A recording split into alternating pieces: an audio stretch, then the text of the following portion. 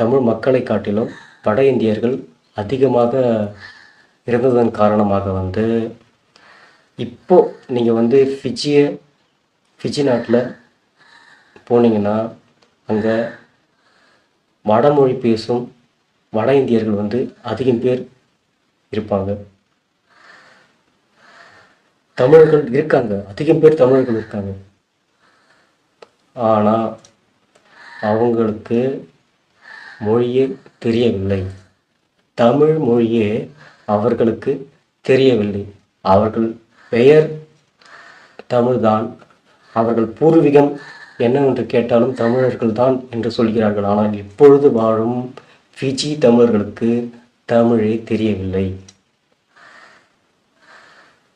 சில வார்த்தைகள் கூட அவர்களால் பேச முடியவில்லை. ஏன்னு தானே கேட்குறீங்க?